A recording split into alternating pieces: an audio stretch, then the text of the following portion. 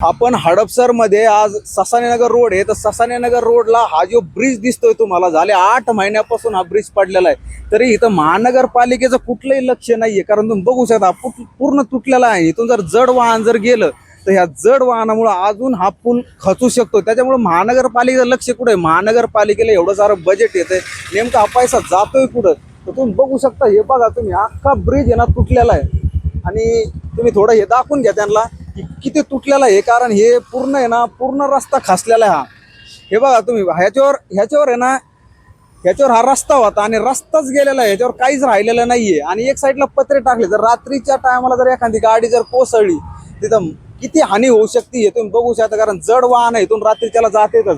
मी तुम्हाला दाखवतो थोडं त्या साईडने की नेमकं इथं काय प्रॉब्लेम आहे, हा रस्ता कशामुळे खचलाय।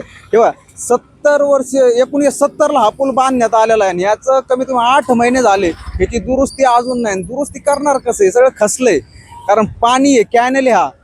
तर तुम्ही बघा तुम्ही नेमकं हा काय पुन्हा नेमकं चाललंय कुठं? नेमकं महाराष्ट्र शासनाचं लक्ष कुठं आहे हेच आम्हाला कळत नाही। नेमकं आम्ही जनतेला प्रश्न विचारतो तर सरकारला विचारतो हेच अजून आम्हाला कळलेलं नाही।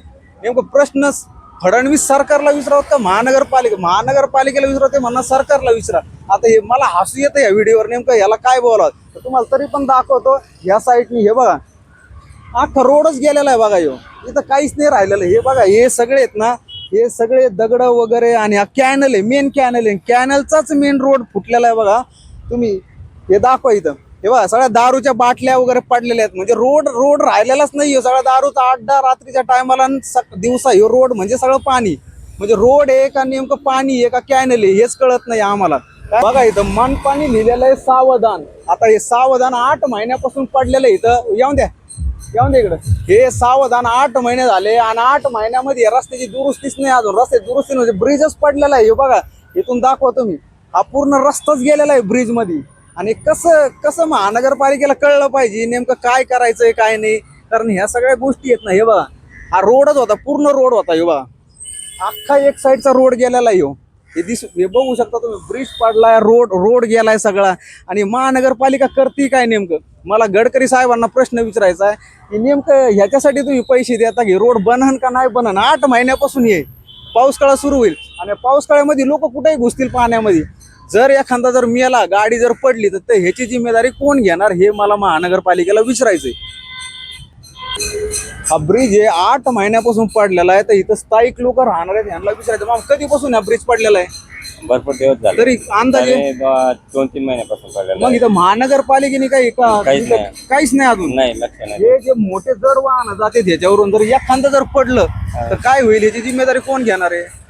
तुम्ही आवाज उठवला नाही का इथं? काय बोलले नाही का? कोणीच नाही बोललं, कुणीच येत नाही। लक्ष देत नाही। बघा हे स्थायिक लोक म्हणजे 8 महिन्यापासून असाच रोड आहे आणि इथून जड वाहन म्हणजे बस जाते तिथून जर एखादं जर मेलं जर कुणाचा जर प्रॉब्लेम काय झाला तर याची जिम्मेदारी महानगरपालिका घेईल का हेच आपल्याला महानगरपालिकेला विचारायचं। काहीच नाही इथं। हे बघा ट्रॅक्टर चाललंय, सगळे जड वाहन आहे तिथून। आता हे नेमकं विचारायचंय कोणाला? हे महानगरपालिकेने याचं आपल्याला उत्तर दिलं पाहिजे काय? स्थायिक लोकांशी आपलं बोलणं झालंय पण स्थायिक लोकांचं म्हणणं काय आहे की इथं टेंडरच कुणी घ्यायला तयार नाहीये कारण टेंडर त्यांना द्यायचंय। मग टेंडर द्यायचंय कोणाला? जिथं जास्त पैसा भेटत आहे त्यांनाच टेंडर देणार पण लोकांची परिस्थिती त्यांनी बघितली नाही। हे गाड्या जात्यात, हा रोड खचलेला आहे, पाऊस काळ चालू होणार आहे, मग पावसामध्ये याची जी हानी लोकांची होणार आहे ही महानगरपालिका जी भरून देणार आहे का? आता महानगरपालिकेने स्वतः रोड तोडला म्हणते स्थायिक लोक सांगतात पण स्थायिक लोकांचं म्हणणं हे पण आहे की आम्हाला रोड पाहिजे कारण रोडच नाही जायला आणि आपण पूर्ण तुटलेला आहे। जर रात्रीच्या एखादा जर घुसला ह्याच्यामध्ये तर ह्याचं नेमकं ते किती महागात पडल हे महानगरपालिकेने इथं लक्ष दिलं पाहिजे। तुम्ही बघा हे पत्रा लावला आणि तिकडून एवढाच रोड ठेवलेला आहे काय? महानगरपालिकेविषयी काय पैसा नाही का? सगळ्या गोष्टी महानगरपालिकेकडे असून त्यांनी टेंडर काढले मग टेंडर द्यायचंय कोणाला? मग महानगरपालिका लक्ष ठेवायला पाहिजे ना। टेंडर नेमकं अशा माणसाला द्या की ते रस्ता बनवीन पण यांचं टेंडरच कुणी घ्याय नाही कारण यांना पैसा पण पाहिजे महानगरपालिकेने। टेंडर पण अशा माणसाला द्यायचं की ते आपल्याला पर्सेंटेज देईल। आता हे तुम्हीच विचार करा की नेमकं ह्याचं करायचंय काय? ह्या पाण्याचा प्रवाह बघा आत्ताच या पाण्याचा प्रवाह एवढा आहे आणि पाऊस काळामध्ये याचा जर प्रवाह जर अजून जर वाढला तर ते पूल टिकन का? आता ते पूल एवढा राहिलेला आहे थोडा आणि काही दिवसात ते पूल आहे ना पडणार आहे। मग ह्याचं नेमकं करायचंय का? मला स्वतः हसायला येतंय की नेमकं महानगरपालिका लक्ष कुठं देते, या पुलाकडे नाही देत तर मग महानगरपालिकेचं लक्षच नाही इथं पुण्यामध्ये.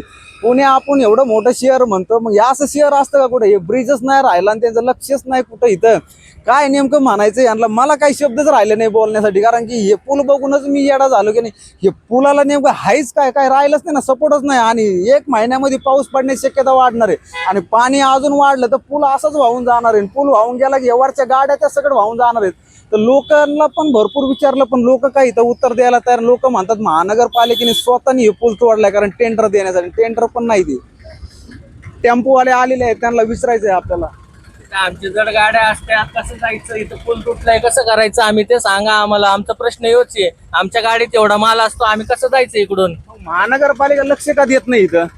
बघा आता तुम्हीच ते सहकार्य करून घ्या जरा. पूल तुटलेला आहे, आमच्या गाड्या बिड्या आतमध्ये गेल्यावर आम्ही काय करायचं मग? एकतर आहे आम्ही गरीब, करून खाणारे, हाताचा पोट आहे आमचा. बघा जरा तेवढं बोलून बघा काय होतंय काय नाही. बघा, हे आता महानगरपालिकेने लक्ष दिलं पाहिजे, कारण या जड वाहन गाडी टेम्पो हे लोकांचं म्हणणं आहे. मग तुमचं लक्ष कुठे आहे नेमकं? हे झाले 8 महिन्यापासून टेंडर दिलं म्हणताय, मग हे टेंडर दिलं कोणाला? मग हे टेंडर हे खालीच आहे ना. नेमकं पैसे कोणाला किती खायचे हे आपल्याला महानगरपालिकेलाच विचारावं लागेल. आणि हे लवकरच्या लवकर बनवून घेतलं पाहिजे, कारण हे जनतेला प्रॉब्लेम आहे. कारण पाऊस पडायचा टाइम झालेला आहे, 1-15 दिवसांनी पाऊस सुरू होणार आहे. पावसामध्ये जर वाहून गेलं तर या असे टेम्पो तर सरळ वाहून जाणार आहेत. तर मला हेच महानगरपालिकेला विचारून, फडणवीस सरकारला हेच विचारायचं की तुम्ही नेमकं करताय काय? नेमकं तुमचा विकास चाललाय कुठं? महाराष्ट्राचा विकास होणार नाही, विकास सगळा बाहेरचा आहे. मग ह्या जरा विकासावर लक्ष द्या आणि जरा पुलाकडे लक्ष द्या आणि एकदम व्यवस्थित हा पूल बांधून द्या, जेणेकरून इथल्या लोकल लोकांना त्रास नकोय. चला, रस्ता राहिलेला बघा रहदारीसाठी, आणि पलीकडे पत्रा लावलेला. आणि पत्र्याच्या तिथे जर गाडी पडली, टँकर येते, आता एवढे जड वाहनं येते तिथून, आणि जड वाहनं, आणि रस्ता जर खरंच खचला आणि पूल पडला तर किती महागात पडन हे. तर हे आपण बघू शकता, हे बघा, तेव्हा टँकर येते पलीकडून, आणि टँकरमुळे पडण्याची शक्यता हा पूल जास्तीत जास्त. हे बघा, एवढं नॅरो रोडला राहिलेला आहे, छोटासा एकदम काय. तुम्ही बघा, हे एवढ्या गाड्या तिथून काय. आणि या रोडसाठी महानगरपालिकेने नेमकं काय केलंय हे आपल्याला बघायचंय, कारण काहीच नाही, पत्रे लावले तर पलीकडून गाडी पडण्याचा जास्त वेळ लागणारच नाही, 2 मिनिटाचं काम आहे. कारण जड वाहन आलं तर हा रोड लगेच खचणार आहे. तर महानगरपालिकेने नेमकं याला टेंडर कोणाला दिलं हे आपल्याला महानगरपालिका विचारायचं, कारण 8 महिन्यापासून हे टेंडर दिलेलं आहे. पण हे टेंडर कोणाला दिलं? ते रोडचं कामच चालू नाही, कारण अख्खा ब्रिज पडलेला आहे. बघू शकतो, हे बघा, हे जड वाहन कमीत कमी हे 22 टनाचे वाहन इथून वाहतूक करतात, आणि हेच जर कोसळलं तर हे किती महागात पडणार आहे. आता हे मामा थांबलेत, मामा या इकडे 1 मिनिट. किती महिने झाले हे रोड, हे पूल पडलेला आहे? म्हणून 6-7 महिने झालेले आहेत.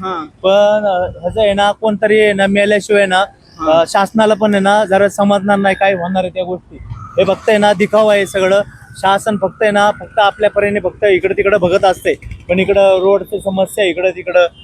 एखादं मेलं, कोण गेलं, ह्याला जबाबदार कोण? म्हणजे आता ह्याला जबाबदार कोण? एखाद्या जर ऍक्सिडेंट झाला, कोण मेलं तर ह्याला जबाबदार कोण? म्हणजे आता इथली जनता पण वैतागलेली सरकारला, कारण ही तर जर कोणी जोपर्यंत मरत नाही तोपर्यंत या ब्रिजचं काम होणार नाही. आणि जोपर्यंत पाण्यामध्ये एखादा डुबून मरत नाही तोपर्यंत हे ब्रिजचं काम होऊ शकत नाही, असं इथल्या लोकांचं म्हणणं आहे. तर हे महानगरपालिकेने, बीजेपी सरकारने हे लक्ष द्या आणि हे काम करा, कारण टेंडर तुम्ही दिलेलंच नाही मुळात. हे असंच काम सोडलेलं. हे पत्रे बघा, हे असं असतं का? हे रस्त्याला पत्रे लावले, देवा बस येतात, हे पॅसेंजर बस आहे, गव्हर्नमेंटची बस आहे, आणि पॅसेंजर बस जर खाली कोसळली तर किती महागात पडले. तर हे आपण लक्ष दिलं पाहिजे.